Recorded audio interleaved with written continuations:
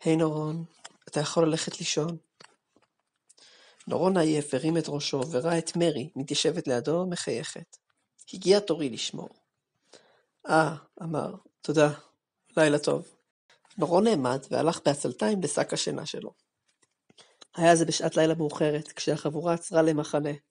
הם כעת היו באזור מיוער, מוקף בכמה גבעות, וככל הנראה, ולפי מה שאנדרומדה אמרה, הם התקרבו מאוד למערה. אנדרומדה הייתה הראשונה לשמור, ואחריה שמרו דיה, קסרי ונורון. כעת היה תורה של מרי לשמור, והיא הייתה צריכה לשמור עד הבוקר. מרי ישבה בשקט והתחממה מאש המדורה שלהם. היא ישבה בשקט זמן מה, ולפתע שמעה קול מדבר אליה. אני לא טיפשה, מרי, אני רואה איך את מסתכלת עליו. מרי הופתעה והסתכלה הצידה. אנדרומדה עמדה לידה והתקרבה אליה. את ערה?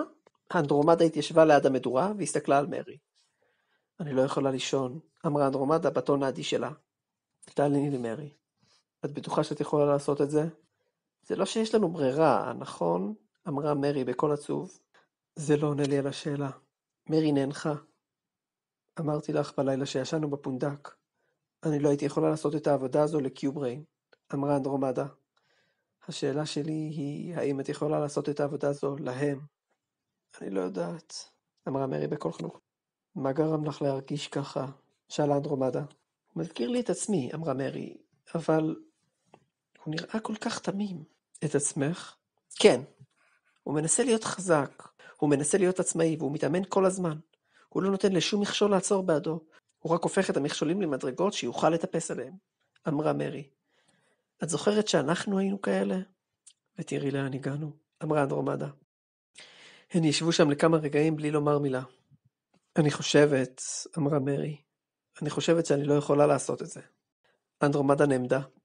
אנחנו כבר בסוף הדרך, אמרה. אני רוצה להיות בטוחה שזה המצב. את יודעת, אם זה מה שאת מחליטה, אין דרך חזרה. את תתמכי בי? אתמוך בך? את רצינית? שאלה אנדרומדה, שנשמעה לרגע לא כל כך אדישה.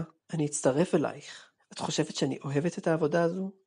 אמרת בעצמך, זה לא שהייתה לנו ברירה. אז מה נעשה? אנדרומדה הכניסה את ידה לכיס, והוציאה שני מחטים דקות וארוכות. מה זה? שאלה מרי. זה עלול לכאוב לך, אמרה אנדרומדה. אבל זה ישחרר אותנו מהעיניים שלו. מרי נדהמה. באמת? כן, אמרה אנדרומדה. את יודעת, כבר לפני כמה שנים החלטתי. ביום שבו מרי תרצה לעזוב, שתינו נברח. באמת? אמרה מרי.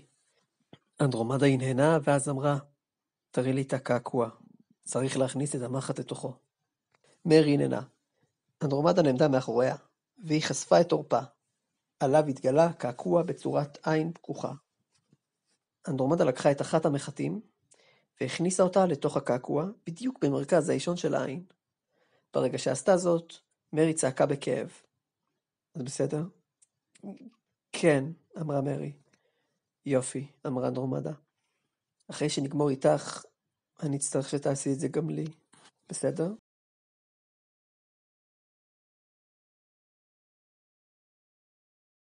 מרי, את בסדר? אחרי שנורון וקסטרי סיימו את האימונים שלהם בבוקר, הם אכלו ארוחת בוקר בזמן שאנדרומדה ניסתה להעיר את דיה. נורון ראה שמרי נראית ממש תשושה, ודאג לשלומה. כן, אמרה מרי וחיכה. אני פשוט עייפה, כי שמרתי עד עכשיו. כנראה שלא ישנתי טוב לפני כן.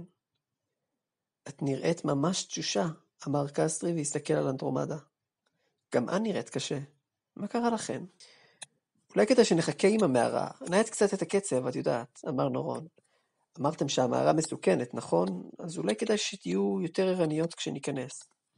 מרי הסתכלה על אנדרומדה ואז אמרה, אני חושבת שזה רעיון טוב. בואו ננוח כשנגיע למערה, בסדר? אני מת מעייפות, אמרה דיה, שהתעוררה בינתיים והתיישבה לידם לאכול ארוחת בוקר. אכפת לכם אם אני אשן לנצח? היי, את ישנת הכי הרבה זמן ברצף מכולנו, אמר קסטרי.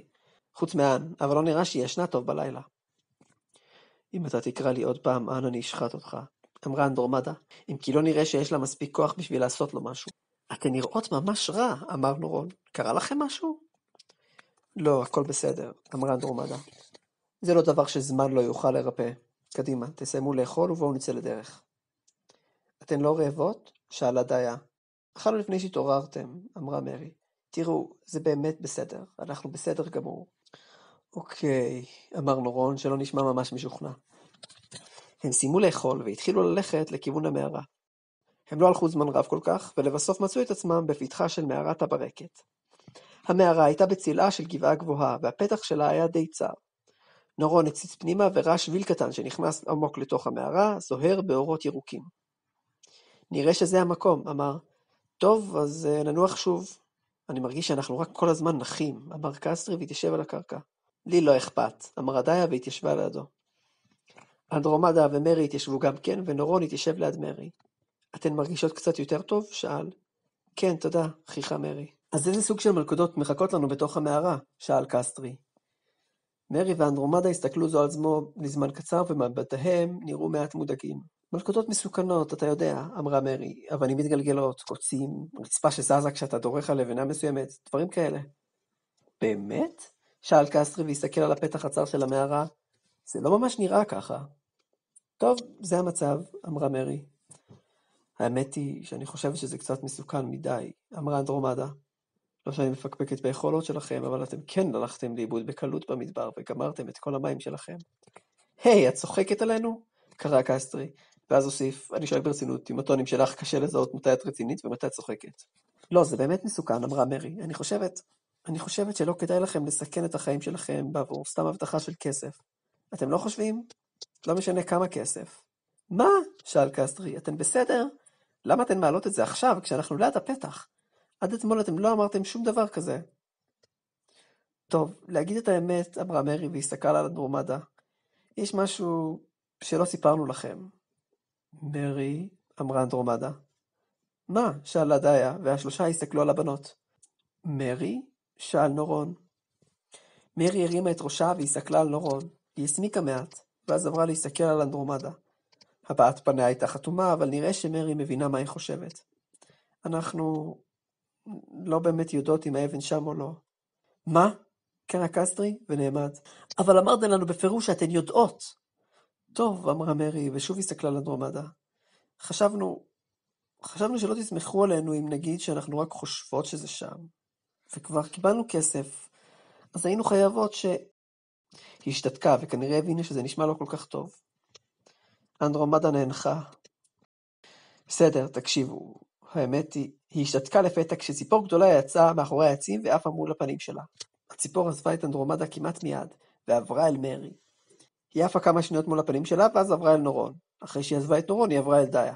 להפתעתו, הציפור החליטה כנראה להישאר מול דיה, ולא עברה אל מול הפנים של קסטרי. מה זה לעזאזל? היי, תראו, אמרה דיה, לציפור הזו קשור משהו לרגל.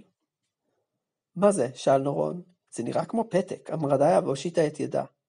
הציפור נחתה על ידה המושטת והסתכלה עליה. זה מוזר, אמרה דיה. כנראה שזו ציפור מאולפת.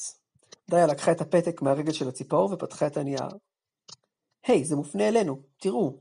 לצוות אחת במשימה של סקוטימר, זה מה שכתוב. איך הציפור מצאה אותנו? אמרה דיה, ואז המשיכה לקרוא את הפתק. אתם לא רציניים. מה? שאל קסטרי בסקרנות. כל הארבעה הציצו על המכתב. כשהם קראו את המכתב, עיניהן של מרי ואנדרומדה נפערו בתדהמה. אבל איך? אמרה מרי.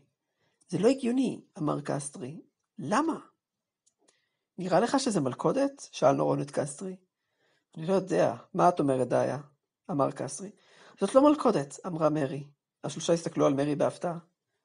מה? שאלו, ואיך את יודעת? אני לא יודעת, אבל יש לי תחושת בטן, אמרה מרי. אני סומכת עלייך, אמרה אנדרומדה. אני מציעה לכם ללכת בעקבות הפתק הזה. דיה הסתכלה על הפתק וחשבה. אני באמת לא יודעת מה לעשות, אמרה ואז ננחה. גם כן מנהיגה. אוקיי, זה מה שאני חושבת. אם אנדרומדה ומרי הן אלה שהובילו אותנו לכאן, ועכשיו הן אומרות ללכת בעקבות המכתב, אפשר לעשות את זה, נכון?